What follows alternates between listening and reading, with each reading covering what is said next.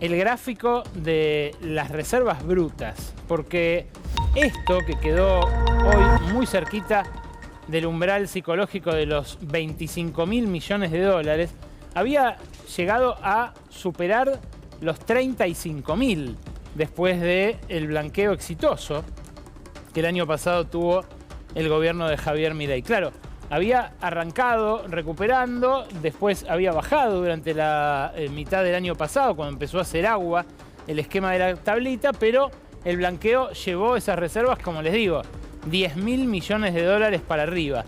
Todo eso se evaporó entre noviembre y hoy. Lo que hemos tenido es una sangría realmente récord, que en el año, desde enero a esta parte, ya lleva 4.600 millones de dólares, que había empezado a perderlos antes, como les digo, entre octubre y noviembre, y que hoy, además de los 143 millones que tuvo que vender en el mercado de los exportadores y los importadores, se produjo una caída adicional, porque también hubo pagos de deuda al Club de París, hubo pagos al BID, hubo pagos a otros organismos internacionales, y las reservas terminaron cayendo en el día de hoy solamente 723 millones de dólares. Mejor que yo, quizás con más autoridad por haber protagonizado aquel ciclo y por haber sido considerado por el propio presidente Milei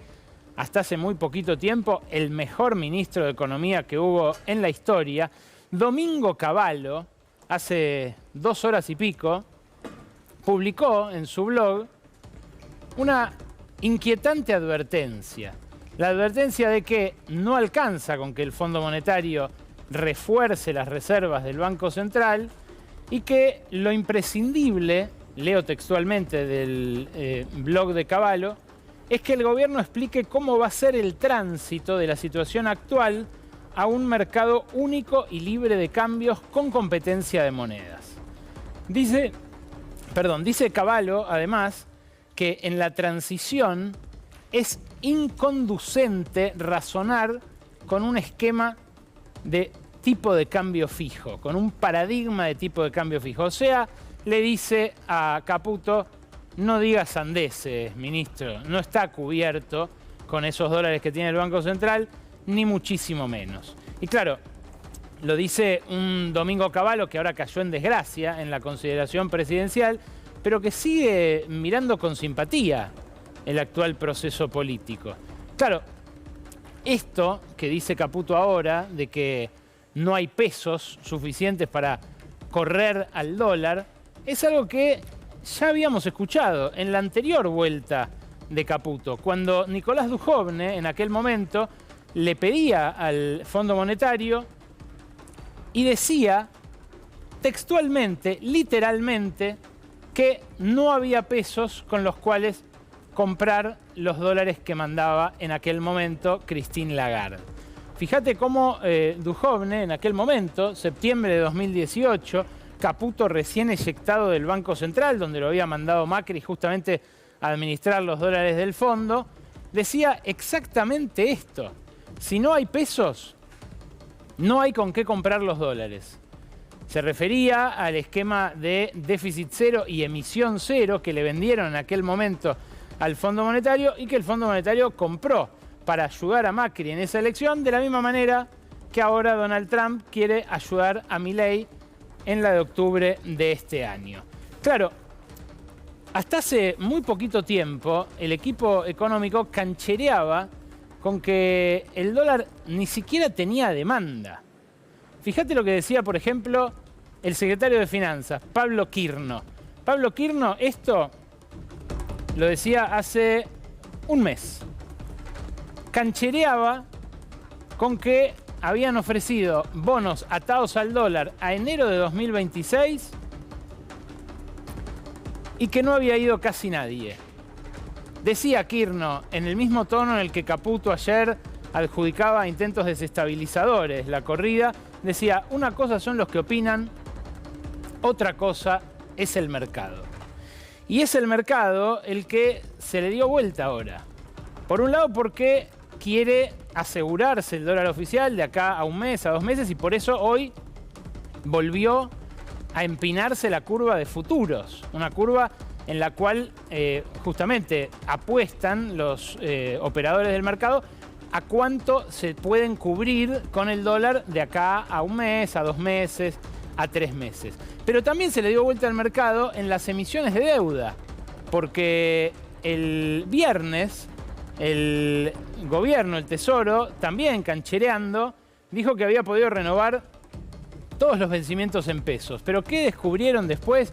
Esto no se sabe porque no están los nombres de los que compran, pero ¿qué descubrieron después quienes andan trajinando esas mesas de dinero? Que el grueso se lo había comprado el Banco Nación, con la nuestra, claro, apostando a que se sostiene una tablita que todos en el mercado dicen es completamente insostenible. El Banco Nación puede obedecer las órdenes del secretario de Finanzas, pero los demás inversores, los demás ahorristas, miran el esquema de reservas que hay, miran el gráfico que les mostré a continuación, cómo caen las reservas brutas, y miran algo más.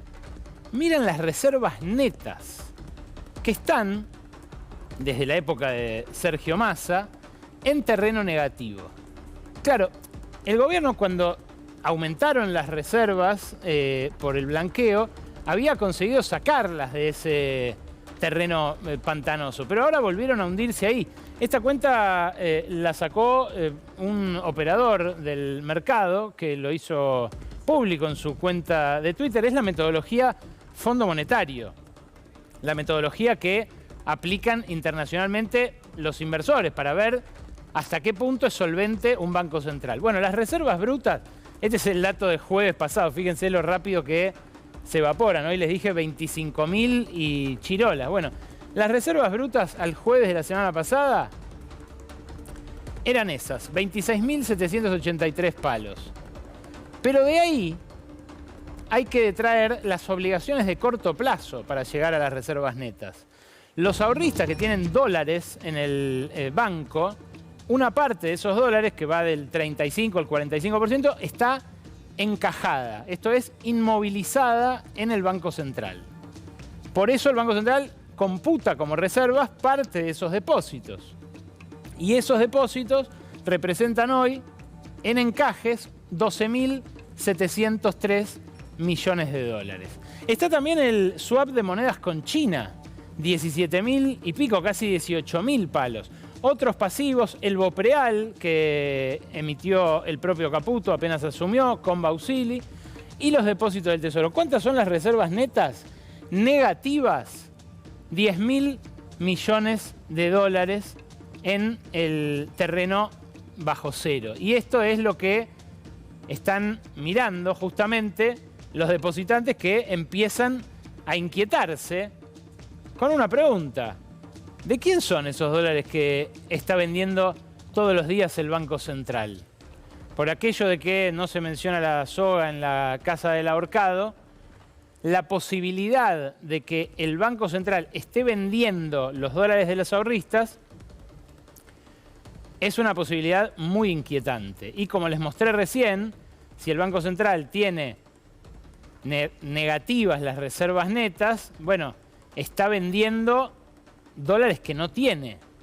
¿De quién son esos dólares? Una pista la aporta Melconian. Y cuando uno mira la dinámica de los depósitos en dólares, lo que empieza a ver es que, bueno, hay gente actuando en consecuencia.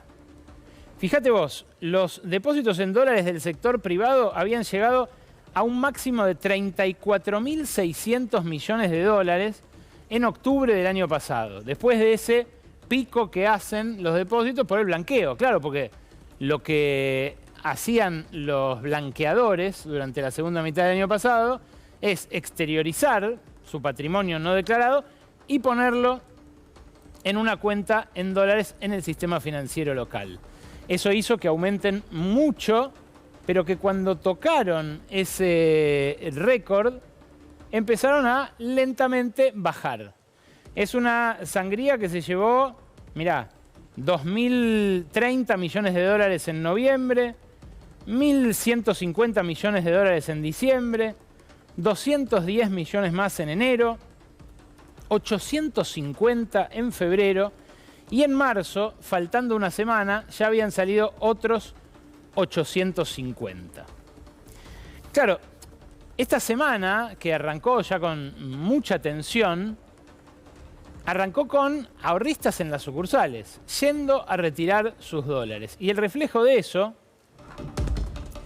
es que hoy los bancos le pidieron al Central 70 millones de dólares en billetes, en cash, para tener disponible en sus sucursales. Cuando uno ve que los bancos le piden 70 palos verdes en efectivo al Central, lo que empieza a entrever es que esas sucursales ya tienen el pedido de los ahorristas y lo que están haciendo es simplemente abastecerse para poder cubrirlo. Y eso es lo que del otro lado lo tiene a Caputo pidiéndole al Fondo Monetario el mayor desembolso posible de una vez.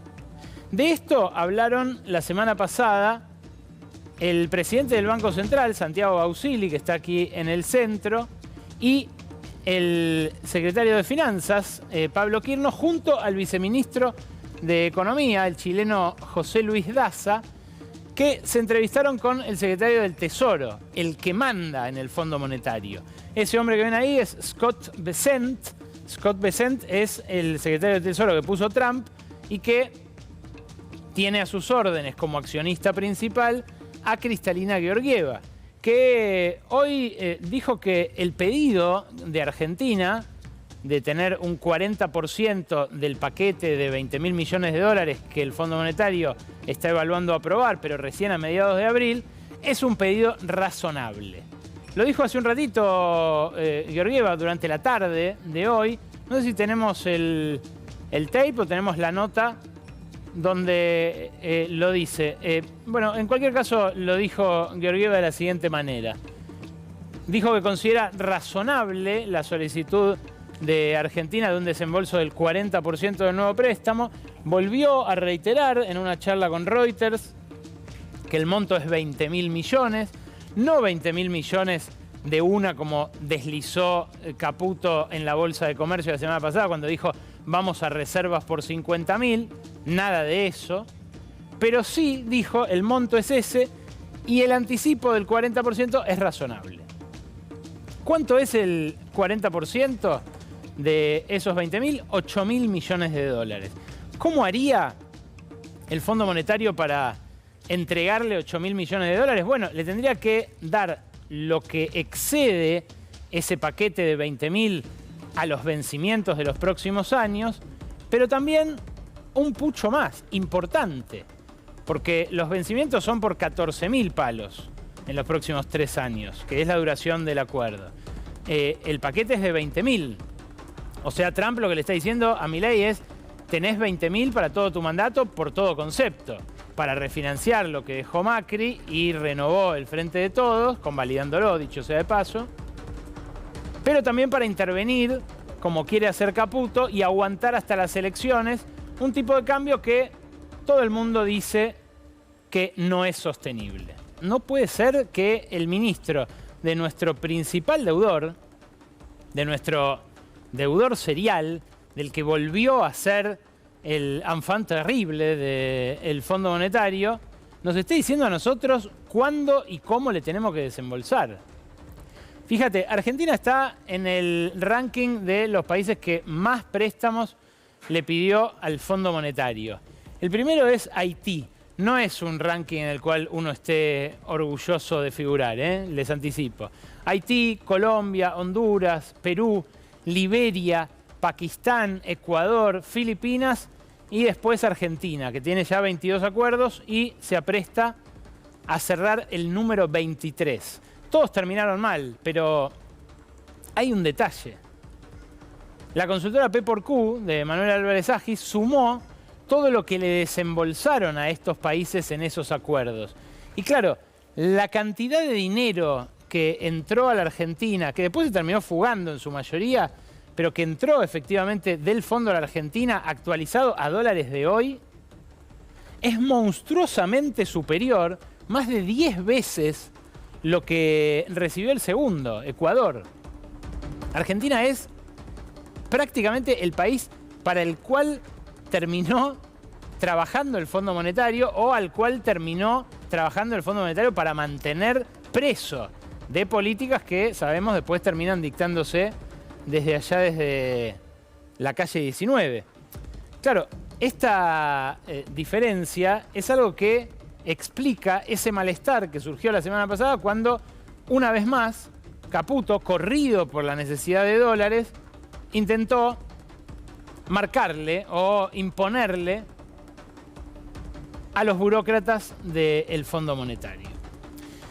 Bueno, en ese contexto se da la carrera alocada por comprar los últimos dólares baratos. Yo les decía la semana pasada, cuando entró el dinero del Fondo Monetario en la época de Macri, se fugó de manera casi inmediata y ahora se van a enterar de un par de cosas realmente llamativas. Primero, que las empresas grandes de la Argentina ya tienen constituidas reservas de ganancias en sus balances, o sea, dinero potencialmente dolarizable, por el equivalente a 21.000 millones de dólares. Yo la semana pasada les mostré algunos casos, simplemente, pero el Mirador de la Actualidad del Trabajo y la Economía, el equipo de investigadores rosarinos que trabaja con nosotros en proporcionarles a ustedes esta información de calidad, buscó todas las empresas cotizantes y encontró que hay varias, entre las cuales la que más tiene es YPF, que tienen reservas de ganancias en pesos, repito, por el equivalente al contado con liqui de 21.000 millones de dólares, o sea, 28 billones de pesos. Cuando Caputo dice no hay pesos para correr al dólar, cuando Milei dice nos sobra para igualar la cantidad de pesos en circulación en la economía, soslayan que hay un montón de pesos que se pueden volcar al dólar en otros lados, no solamente en cuentas a la vista, en el circulante, incluso en los plazos fijos. Hay dólares en los balances de las empresas que todavía no son dólares, pero que quieren serlo. Y ahí están, primero YPF, después Ternium, Techint, después Telecom, la empresa del grupo Clarín, luego Pampa Energía, Central Puerto, la generadora de energía más grande de la Argentina, Transportadora Gas del Sur, Vista Energy, Aeropuertos 2000. Fíjense que las que más tienen mucho más. Las tres que más tienen mucho más que las demás. Pero si seguimos bajando, van a ver que las grandes empresas todas tienen reservas constituidas de ganancias potencialmente dolarizables por montos nada desdeñables. Tecpetrol, otra del grupo Techint, como Ternium, que aparecía antes en el top 5, está con otros 523 millones. Edenor, que tiene otros 413. Aluar, Arcor, Consultatio, Edesur, Transportadora Gas del Norte. Fíjense los montos que solamente estas, las primeras 15, potencialmente pueden destinar a presionar el mercado cambiario. Claro, ¿quién culparía a un gerente financiero por hacer lo que está haciendo todo el mundo, todos los que pueden? No es nada ilegal esto que estoy contando. Lo que estoy mostrando es que esa tranquilidad que intentan vender Caputo y Milei, bueno, en el mejor de los casos es un exceso de optimismo. Ahora, lo de las empresas locales es una cosa y lo de las empresas multinacionales es bien otra. También mostrábamos la semana pasada acá que a pesar del RIGI, a pesar de todas las ventajas que tienen las grandes compañías para invertir en la Argentina, no pagar impuestos, no estar obligadas a liquidar en el país, no estar obligadas al compra nacional ni nada, no están invirtiendo. Y cuando uno mira la serie larga de inversión extranjera directa mensual que da el Banco Central, lo que ve es que el año pasado invirtieron muy poco. Ahora, cuando mira esta, que es la inversión extranjera directa neta del retiro de ganancias, se empieza a encontrar con que En los últimos 3 meses hubo inversión externa negativa. O sea, las salidas de dividendos de las multinacionales superaron la inversión en la Argentina de esas mismas compañías extranjeras. O sea, estas empresas también se están tirando de cabeza al tipo de cambio oficial. ¿Por qué? Porque dicen, bueno, en algún momento se acaba. Como dijo Melconian hace un ratito en la cena de CIPEC, vengo de ahí, había mucha gente preocupada, esto es un régimen transitorio. Y el que viene, dijo Melconian también hace un ratito, también va a ser un régimen transitorio. Es lo que dice Cavallo. Repito, son los ídolos, los referentes, hasta hace muy poquito, de un Javier Milei y de un Luis Caputo que, bueno, están a las corridas en este momento, tratando de tapar agujeros de una u otra manera. Claro, hay algunos casos muy puntuales, muy curiosos, que empiezan a llamar la atención. Hoy salió, por ejemplo, el dato de febrero de este año del saldo de divisas de cada uno de los sectores. La compra en el mercado único y libre de cambios de divisas de cada sector. Y hay uno que llama especialmente la atención. Mostrar el cuadro completo, Rodo, y después destacar la cifra porque realmente es muy, muy llamativo. En plena corrida cambiaria, lo que permitió el Banco Central es que en el sector de telecomunicaciones alguien se haya comprado 1.119 millones de dólares. Acércate, porque acá está desglosado sectorialmente y lo que se ve es que la inversión directa y de portafolio del sector comunicaciones en febrero fue negativa por ese monto, 1.119 millones de dólares. Hay una coincidencia inquietante que además desmiente una guerra con balas de fogueo que parece haber emprendido el presidente Milei contra una operación muy grande que se registró en febrero por un monto muy similar a ese. Sí, me refiero a la compra de Telefónica por parte de Telecom, la empresa del Grupo Clarín, que se quedó con 2/3 del mercado de telecomunicaciones. Esa operación se informó por 1.245 millones de dólares. ¿Será que dejaron que Telecom compre esos dólares en el mercado oficial para pagarle a Telefónica?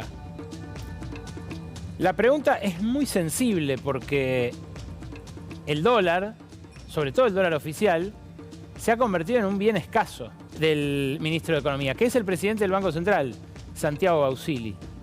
La pregunta, quizás más urticante, es si sabía Javier Milei de esto. ¿Qué tal si el directorio habilitó esta compra sin que lo supiera el presidente de la Nación? ¿Qué tal si el presidente de la Nación se hizo el bravucón contra esta mega fusión que en el medio de la agitada coyuntura política y económica local sacudió el mercado? ¿Por qué? Bueno, por su tamaño, por la concentración de mercado que implica. ¿Será que lo hicieron a sus espaldas? ¿Será que esta carrera por los últimos dólares baratos tuvo a un jugador que se adelantó, a un maratonista que se mandó y que lo pasó al propio Milei para hacerlo?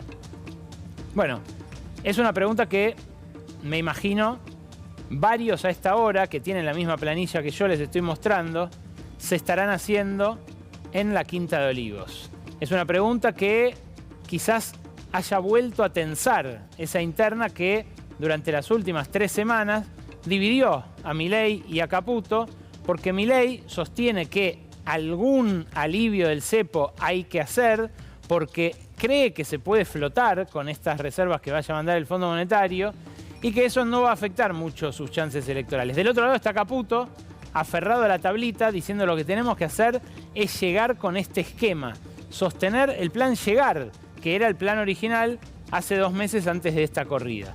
Bueno, lo seguro es que los ingenieros del caos, los estrategas de la comunicación oficial, se han quedado sin argumentos, porque esta cuenta, por ejemplo, que suele atribuírsele al asesor estrella, Santiago Caputo, simplemente se deshizo en excusas para justificar que esta corrida se está llevando puesto al Banco Central en un contexto en el que están todos de su lado. Casi todos los medios de comunicación, todos los bancos, todas las embajadas extranjeras, el Fondo Monetario, Donald Trump. Bueno, llorando operaciones, llorando desestabilización, es que terminan los que hace 1 mes y medio canchereaban con que las reservas sobraban. No solamente para mantener la tablita, sino para abastecer de dólares a un mercado voraz que quiere dólares, dólares y dólares y que se empieza a dar cuenta de que no están.